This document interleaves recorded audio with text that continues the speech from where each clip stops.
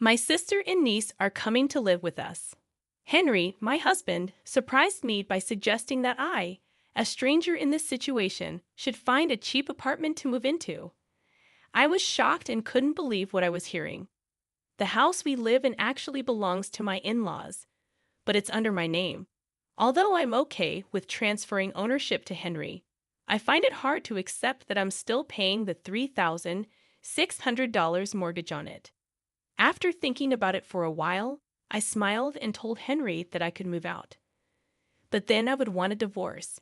Henry smirked back at me and said, "Well, Dad's gone, and you're of no use to me anymore." He seemed almost casual about it.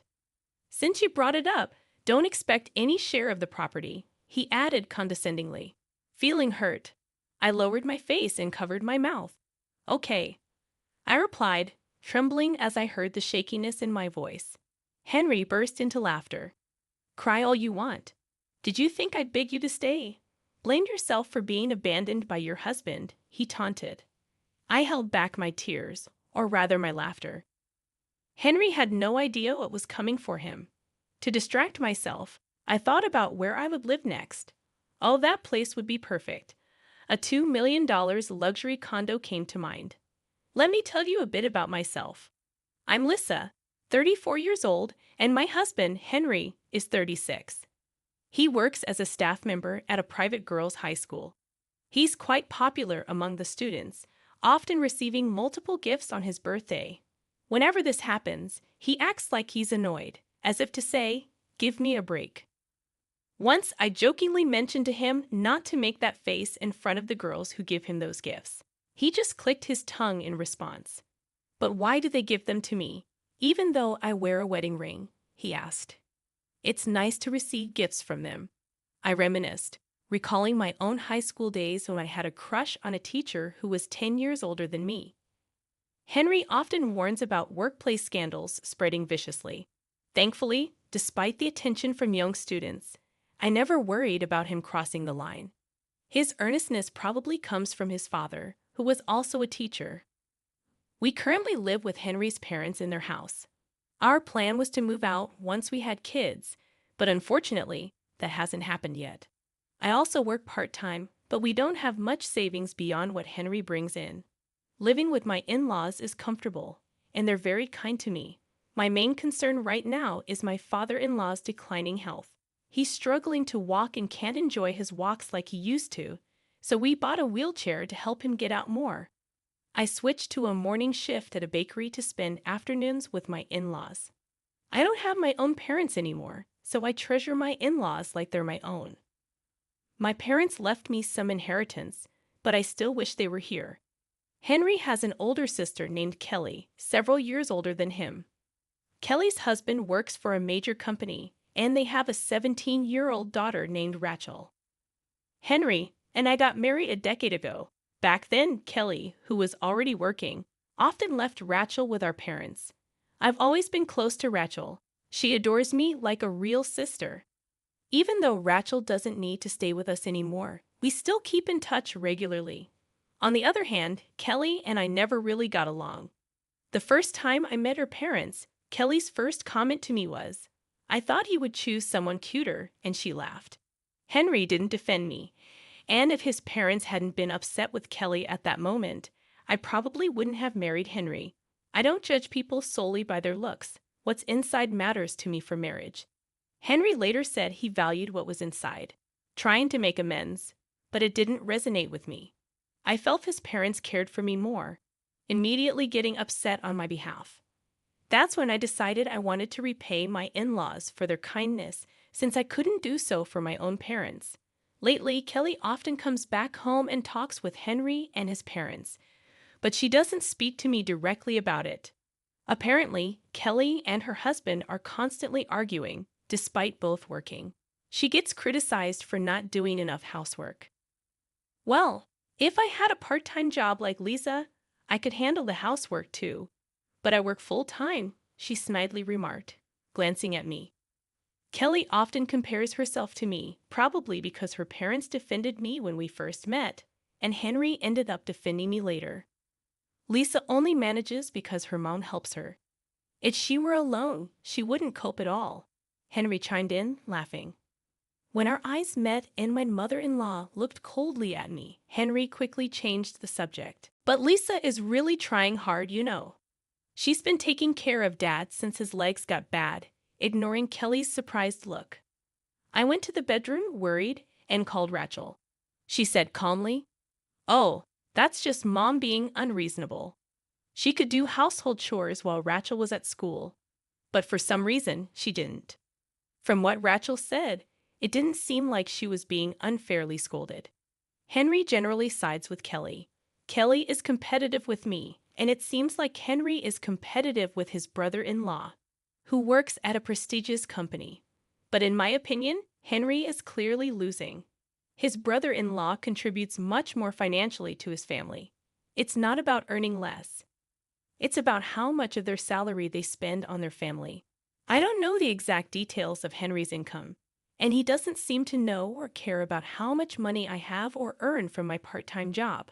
I just wish he would contribute enough to live comfortably within his means. I don't even know what he does with the rest of his salary. Sometimes he comes home late, saying he's out with colleagues. Whether that's true or not, I don't know. But Henry, who dislikes being the subject of students' rumors, wouldn't cheat. At least, that's what I believed. Henry contributes $2,000 to the household. Normally, this would barely be enough to live on. This alone could be a reason for constant fights or even divorce. It's my family's house, so we don't need rent, right? But really, $2,000 is a bit. I suggested asking his parents to contribute to the living expenses. "It's not about that," he replied, seeming to not understand what I was trying to say. I wasn't asking him to support all three of us alone, but his words and attitude showed a lack of responsibility towards the family. "You can say such things after you have kids, like Kelly," he added, knowing it would hurt me. That's when I realized that my husband could care for his sister, but not his wife. Meanwhile, my father-in-law's legs were getting worse, and our house, surrounded by slopes, wasn't suitable for wheelchair use. "Why don't we move?" I proposed to my in-laws when Henry wasn't around. "We can use the money from selling this house, and I'll pay the remaining loan." My in-laws exchanged glances, but said, "You shouldn't have to bear such costs. You're already contributing more to the living expenses than Henry, aren't you?" My mother-in-law said apologetically. "It's okay," I assured her. "I have an inheritance from my parents. Using it for you would make them happy. By then, I may have lost almost all my love for Henry." Despite my growing concerns, I still liked my in-laws and wanted to continue living with them. We spoke to Henry, and we all agreed to move to a new house that we remodeled for accessibility. We installed handrails to make it easier for my father-in-law to get around. The new house is much more comfortable for him. In the old house, even going to the bathroom was difficult, but now he can move around safely. Initially, my in-laws were hesitant, but they agreed when I made one condition: to keep the new house in my name without telling Henry. They also didn't want Henry to know about my inheritance. "If Henry learns about your money, he'll rely on you even more." "We can't allow that," my father-in-law said, trying to protect me from Henry relying on my parents' inheritance. His concern touched me deeply. "I wish I was healthier and not such a burden," my father-in-law apologized. "It's not a burden at all. I look forward to our daily walks," I reassured him, which brought a warm smile to his face. My father-in-law had lost his appetite and weight since he couldn't walk much. I hoped the new environment would help him regain his health. I truly wished for it from the bottom of my heart. During the visit, Kelly exclaimed, "Wow, what a beautiful house," as she walked around without restraint. She tapped on the handrails and commented, "But these handrails are in the way. They ruin the look." "I think my father-in-law's safety is more important than how it looks," I replied. She didn't like my response and just snorted, saying nothing more. We always keep the toilet seat up to make it easier for my father-in-law. Despite explaining this to Kelly, she keeps closing it. No matter how many times I explained, she wouldn't stop. Once I heard a loud crash from the bathroom. My father-in-law had fallen while trying to open the seat. "I've told you not to close it." I said sternly to Kelly while helping him up. I couldn't forgive her this time, even as she was my sister-in-law. Thankfully, he wasn't seriously hurt. But leaving the toilet lid open is unhygienic, isn't it? And it's not good for Dad, Kelly argued. That's not the point, Kelly. Do you want to hurt Dad? I responded firmly. This time, it was my usually calm mother-in-law who became angry. Mom, Kelly didn't mean any harm, Henry interjected. Exactly. It's an exaggeration to say I would hurt Dad, Kelly laughed. But my mother-in-law's anger didn't subside. Get out right now, she demanded, driving Kelly away. For a while, we could live in peace, but my relief was short-lived. Soon after, we discovered that my father-in-law had cancer.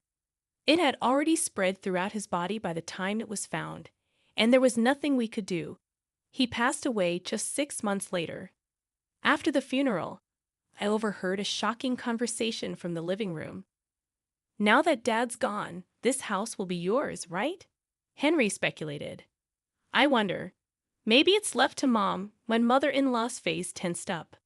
But it's good he didn't suffer long. Caring for him would have been hard, right? Henry added callously. Well, yeah, but we have a handy housekeeper here, he continued, which shocked me. I quickly grabbed my mother-in-law's wrist as she moved to open the living room door, shaking my head to signal her not to show her anger. Maybe Rachel and I should move in too, Kelly said cheerfully. Inside, I'm sure I looked as angry as I felt. I had another reason to be angry at Henry. While preparing for the funeral, I found receipts from questionable establishments while organizing his suits. There were several of them in his bag, with addresses far away. He probably thought they wouldn't be traced back to his school or the students. The thought of him using the money he didn't bring home on such things infuriated me. By then, I was already planning how to confront Henry and possibly kick him out of the house. A few days after the funeral ended, Henry suddenly announced, "My sister and niece are moving in. You, a stranger, can go live in some cheap apartment." I recounted, stunned and unable to comprehend what he was saying. Apparently, Kelly and her husband had been fighting, and she decided to move back to her parents' house. Thinking her husband would apologize and ask them to come back, I added with frustration, I never thought they would try to kick me out. Henry's unawareness of the house being in my name and my responsibility for the $3,600 mortgage on it brought new realizations. While I had been considering ways to remove Henry from the house, I saw another option. I smiled and proposed, I'll move out, but then I want a divorce. It was clear to me that leaving necessitated a divorce to protect myself in the end. However, Henry, oblivious to my thoughts, just grinned back. Now that Dad's gone, you're of no use to me, he said dismissively. Since you brought it up, there won't be any division of property, he added condescendingly. His tone made me lower my face and cover my mouth. Okay, I replied, trembling, hearing my own shaky voice. Henry laughed loudly, taunting, cry all you want. Did you think I'd beg you to stay? Blame yourself for being abandoned by your husband. Clenching my fists, I struggled to hold back my laughter, knowing he had no idea what was coming for him. To distract myself from the ridiculousness of the situation, I thought about where to live next. Oh, that place would be perfect. I envisioned the $2 million luxury condo left to me by my parents. Among several properties my parents left me, this condo stood out. Although I wasn't very interested in it before, living in the last home my parents stayed in didn't seem like a bad idea. However, I worried about something. Moving there would mean living with my mother-in-law and Rachel. I've been racking my brain to find a way to rescue them from living with those two after my divorce from Henry. When I leave after divorcing Henry, I'll go to a facility. My mother-in-law announced to Henry and Kelly. Hearing about my decision to leave, Kelly reacted, "Why?" "Kelly's coming back to live here." Her words left me puzzled, considering she previously expressed that it was good her father passed away. However, at that moment, a plan came to my mind. Whispering to my mother-in-law to ensure the others didn't hear, I conveyed my idea. If they won't let me leave, getting kicked out is the next best thing. As a result, I ended up staying in the house for a while, with divorce as a condition, sharing a room with my mother-in-law until I found a new place to move. We executed our plan when Kelly and Rachel moved in. During dinner, my mother-in-law said, "Hey, there's no dinner for Dad," causing the other three to freeze in shock. "What? What are you talking about?" "Dad passed away," Henry exclaimed, shocked. Kelly got angry, and Rachel looked worriedly at my mother-in-law. It was challenging to keep Rachel in the dark about our intentions. It was necessary to not raise suspicion. "How can you say such things?" "Apologize to Dad. It's bad luck to talk like that, right, Dad?" My mother-in-law spoke to the empty chair where my father-in-law used to sit. I prepared a meal for him too, maintaining the charade. She continued to behave as if my father-in-law was still there. "If you close the toilet lid, Dad will be troubled," my mother-in-law said, aimed at punishing Kelly and Henry for their previous behavior toward my late father-in-law. I also wanted to see if they would take responsibility for taking care of my mother-in-law. Kelly roughly grabbed her hand and took her to his portrait. "Where's Dad?" "He's gone. Look, there's the altar," Kelly replied, unfazed. My mother-in-law sat down opposite the altar. "He's right here," she said, her gaze toward the altar. "Beyond all your horrible words and actions, Dad is watching. Always," my mother-in-law said in a calm, cold voice. Kelly looked horrified and cried, "Stop it," before leaving the room. As expected, Kelly was the first to crack. "Mom's gone, silly, but the doctor says there's nothing wrong with her, right?" Henry whispered. "Yes, she acts completely normal in public and in front of the neighbors." "It's driving me crazy," Kelly replied. "But we still have the mortgage to pay, and without Mom's pension," they whispered in the living room, unaware that I was listening while doing the dishes. "Finding a facility won't be easy, and it's expensive," Kelly said. "Can you afford it?" Henry asked. "Of course not." "I have to pay Rachel's college tuition until she graduates," Kelly replied. It seemed they were more concerned about the mortgage and money than about my mother-in-law. I turned off the tap and interrupted their conversation. "I found a new home. I can take Mom with me until we find a good facility," I announced. They looked at each other in surprise. "And about the mortgage?"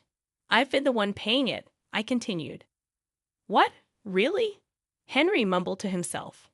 "The part-time income minus living expenses. That's the amount that can be paid," I said, pretending not to hear. I smiled at Henry. "If Mom and I leave, I'll transfer the ownership and mortgage payments to you, okay?" "Okay," he simply replied. I felt relieved that I could protect my mother-in-law. But then a new problem, or rather, a convenient situation, arose. Rachel returned home from high school and approached me with a serious look for a consultation. She suspected Kelly might be having an affair. Apparently, one of Rachel's friends saw Kelly walking arm in arm with a man in a suit at night, someone different from her husband. The friend who knew Rachel's dad confided in Rachel that it was definitely not her father. On further inquiry, I learned these sightings happened while Rachel was at school. Kelly's neglect of household responsibilities wasn't because she was a mother or working. It was due to her affairs during the hours Rachel was away. I assured Rachel to leave this matter to me and made her promise not to tell anyone. Then I quickly hired a private investigator to look into Kelly's infidelity. Maybe Kelly felt relaxed since she was separated from her husband, or perhaps she was contemplating divorce as well. Kelly's guard slipped too soon. They were still legally married. The evidence gathered by the investigator confirmed her affair, leading her husband to initiate divorce proceedings. Rachel was to live with her father, and Kelly faced demands for child support. Relieved, my mother-in-law and I left the family home and moved into the $2 million condo. One peaceful evening, the doorbell rang unexpectedly. When I checked, Henry and Kelly were there. "What do you want?" I asked, feigning ignorance. "You're not answering your phone," Henry retorted angrily. "I'll be right out," I told my worried mother-in-law, not intending to let them into the house or even past the automatic doors. I thought I'd let them off the hook if they had stayed quiet. Sighing, I went out to the entrance hall. "Let's not talk here," I suggested and drove us to a nearby cafe. In the car, Henry kept asking, "How can you afford to live in such a fancy condo?" "It was left to me by my parents. I had been renting it out until now," I replied. "Why didn't you tell me something so important?" Henry demanded. I felt a twitch in my temple. Why should I? I'd always contributed my share for living expenses, and this property doesn't fall under property division after all. At the cafe, their real concern turned out to be the mortgage of the family home. "Why is it so high? $3,600 a month." Henry fumed in a raised voice, barely containing his desire to yell. I sipped my coffee slowly and then smiled. "That's the value of living in such a house, isn't it? Don't joke around." Henry slammed the table, drawing attention. Kelly intervened, trying to calm him down. "But Lisa, you should have mentioned such a high mortgage." Their desperation almost made me laugh, seeing no sign of gratitude for all the months I had been paying that amount. "You never asked, and you pretty much left the whole name change process to me, didn't you?" I hinted at their unfairness. But then again, it was understandable. Kelly was facing demands for child support from Rachel's father, and she had also quit her job after the affair became known at work. As far as I was concerned, it was all self-inflicted. I turned to Kelly and said with a smile, "Tough situation, huh?" "What do you mean?" Kelly looked at Henry, feeling her gaze. He mumbled, "Well, it's not like that." "Oh, right. We've only been out of the house for a few days." I realized she hadn't caught on yet. Henry warned me in a low voice, "Don't say unnecessary things." "What do you mean?" Kelly's eyes turned to me, demanding an explanation. I shrugged and pulled out several papers from my bag. "He only puts in $2,000 and spends the rest at places like these," I said, laying out dubious receipts on the table. "What is this?" "You've been going to these kinds of places." Kelly expressed her disgust and outrage, reading the names of the establishments aloud. "You're an idiot. That's disgusting." Kelly's outburst, after tossing away the receipts, seemed to hit a nerve with Henry. "What are you talking about? You're the one who's disgraceful, having an affair with a colleague." Their ugly spat unfolded right before me, making me want to tell them they were both equally to blame. As they argued, I quietly observed, sipping my coffee. Judging that a complaint from the cafe might be imminent, I spoke to Henry. "Oh, right. Sorry about that," I said, prompting him to stop arguing with Kelly. There was a sense of alertness in his tone, recognizing that he should be cautious. "What?" he asked, sounding probing. "I forgot to mention there's a popular recreation center near this cafe," I replied. "Huh?" They both looked at me puzzled, not grasping my point yet. "Many students hang out here after school," I whispered to Henry, leaning in. "See familiar uniforms everywhere. I wonder how many of them are here." Suddenly, Henry stood up with a loud noise, noticing the gazes of the girls around us. I could hear their giggling. My choice of this cafe had finally sunk in for him. "Just so you know, I didn't raise my voice," I said calmly, standing. Henry looked down, trembling. His hand on the table was clenched so tightly it turned white. "Thanks for embarrassing yourself. School tomorrow should be interesting," I added, grinning at him. He collapsed to the floor in defeat. Eventually, the family home was put up for sale, and Henry and Kelly moved to an old small apartment. Kelly struggled to find a new job, and Henry resigned from the girls' school. Apparently, there were complaints from parents about inappropriate staff members. Even if the phone call hadn't come, Henry would have likely resigned, but the call spread the rumors even further. The reason I knew about this was that one of Rachel's friends attended the school where Henry worked and shared the news. As Henry feared, the story spread wildly. Hearing this from Rachel, my mother-in-law shook her head in disgust, and I couldn't help but laugh. Once Henry and Kelly came begging for help, relying on my inheritance and my mother-in-law's pension. They apologized profusely, but I quickly sent them away, saying there was no need for apologies. Now I continue to live with my mother-in-law, and Rachel often visits our condo. She loves the view from the windows as much as I do. We spend our days looking out at the vast sky my parents once admired.